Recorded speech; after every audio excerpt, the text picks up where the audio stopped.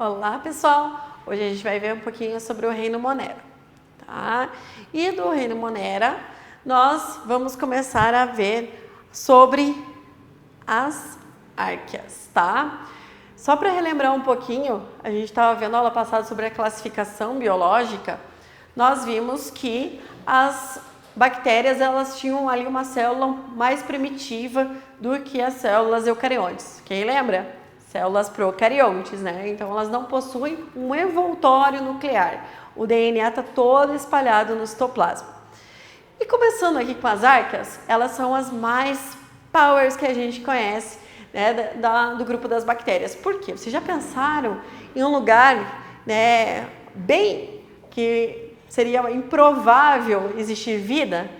As árqueas estão lá, tá? Então, se a gente pensar, por exemplo, no Mar Morto, não tem vida lá, não tem pessoas pescando, não tem gente nadando. Quem nada lá fica ali com a densidade da salinidade, acaba ficando então boiando. E o que acontece? As árqueas vêm do grego árquea, que quer dizer antigo, e são ali ancestrais, né? Porque quem na Terra primitiva conseguia, né, suportar a ausência de oxigênio, conseguia suportar as condições que tinham no planeta Terra, eram as árqueas, tá? Então ali, assim como as bactérias não apresentam o núcleo, como eu acabei de falar, as árqueas diferem das bactérias pela ausência de peptídeo glicano na parede celular. A gente já vai ver o que é isso. E ali elas eram chamadas de extremófilas. Porque extremófilos, lembra lá que eu falei, elas conseguem viver em qualquer lugar, né? Aos extremos de temperatura, perto de um vulcão, né? Então aquelas águas termais, quem consegue sobreviver?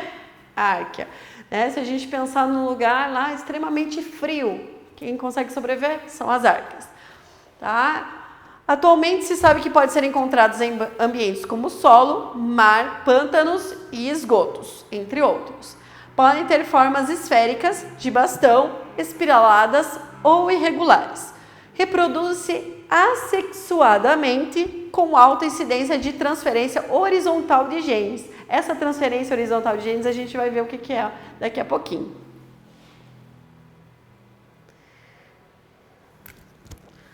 A importância das árqueas, tá? Então, qual a importância dessa bactéria pequenininha e minúscula, mas que consegue sobreviver em qualquer lugar?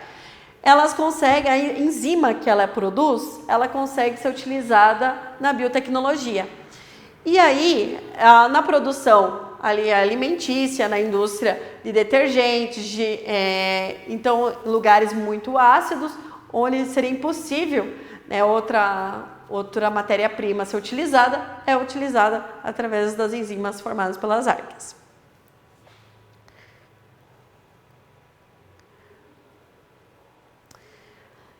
E, né, então as árqueas, elas são as mais resistentes, e relembrando lá um pouquinho que a gente viu que elas não possuíam algo que essas aqui possuem, que é o peptídeo glicano lá na membrana plasmática. As eubactérias, as principais características são seres unicelulares, logicamente, são seres lá procariontes, então por isso que não apresentam ali o cromossomo, ali é o seu circular único, né, espalhado no citoplasma, apresentam parede celular com peptídeo glicano, formam esporos, que a gente chama de endósporos. Esses endósporos vão auxiliar na reprodução e apresentam flagelos que não são formados por centríolos. Qual é a função do flagelo? Auxiliar na locomoção. Pode ser autótrofas ou heterótrofas. Autótrofas produzem seu próprio alimento, né? Então as bactérias fotossintetizantes, e as que não conseguem essa facilidade de produzir seu próprio alimento são as chamadas de heterótrofas. Aqui tem imagem de uma bactéria. Então, basicamente, ela tem uma célula, né, parecida com a nossa, só que lembrando, a gente é eucarionte, ela é procarionte. E aí, Aqui o DNA todo espalhado no citoplasma, os ribossomos, qual é a função dos ribossomos? Fazer a síntese de proteínas, tá? Então aqui nós temos a parede celular com bastante proteína aqui, que a gente vai chamar de peptídeo glicano, que vai auxiliar ela a ficar resistente no ambiente, principalmente se ela for de vida livre, tá? Então para ela ficar resistente aí nos lugares. Nós temos aqui a divisão de bactérias gram-positivas e gram-negativas. Gram é uma técnica que a gente faz em laboratório de coloração, tá? Então é colocado um corante e o corante ele pode ficar na coloração púrpura ou na coloração azul, né? Então aqui, no caso, a gram-positiva, ela possui mais camadas de peptídeo glicano. Então, o que quer dizer? Que ela é mais resistente que a gram-negativa, que ela possui somente uma camada de peptídeo glicano, tá? E as formas das bactérias? Elas podem ser, se elas forem em círculo, a gente chama elas então de diplococos, foram duas, streptococcus, se ela for em conjunto linear. Aqui, se ela tiver uma forma de cubo com essas esferas, a gente chama de sarcina. Estafilococo, se ela tiver um conjunto muito maior. Aqui, as bactérias em bacilo, na forma de bacilo, elas podem ser classificadas em esporos, as flageladas e a streptobacilo. A forma aqui em espirilo, dá para ser, a gente chama de espirilo ou espiroqueta. Em vibriões, o vibrião. Um exemplo aqui que nós temos é o vibrião da cólera, que é uma bactéria que fica na água contaminada.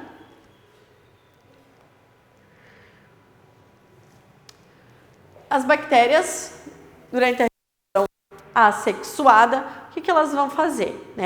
A principal divisão que ela faz, a principal forma de reprodução da bactéria é a divisão binária. A gente vai ver algumas outras formas de reprodução dela, mas durante a divisão binária, o que acontece? Ela aumenta de tamanho, o material genético se duplica e aí ela se divide, tá? Então, o que acontece? É a mesma coisa, se a gente lembrar, associar com a nossa mitose, né? Então, uma célula diploide formam duas células diploides, aqui é a mesma coisa. Então, ela aumentou de tamanho, uma célula diploide formou duas células diploides.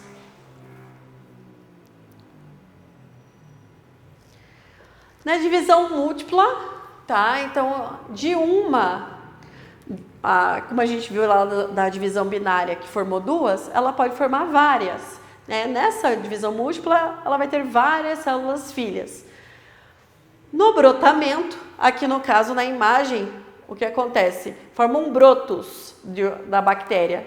Aqui foi através do flagelo, mas pode ser qualquer parte da bactéria.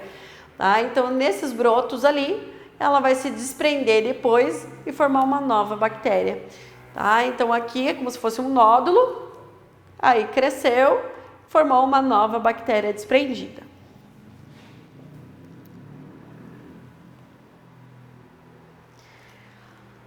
Na reprodução, com troca agora de material genético, elas vão trocar material. A gente chama aqui de conjugação, tá? Quando elas ficam uma do ladinho da outra. Aí aqui, essa aqui vai passar o DNA dela para essa e essa vai passar o DNA dela para essa, tá? E aí, aquele material genético que ficou diferente, a gente consegue ver pela coloração. Ele vai pegar essa bactéria, ao se reproduzir, ela vai formar uma variabilidade genética. Na transformação, o que acontece? Bactérias mortas vão servir, o material dela genético vai servir para que essas aqui absorvam e transformem esse material genético aqui numa mutação. Aí essa mutação sofrida com fragmentos do DNA de células de bactérias mortas, formam uma bactéria lá com outra variabilidade. Tá?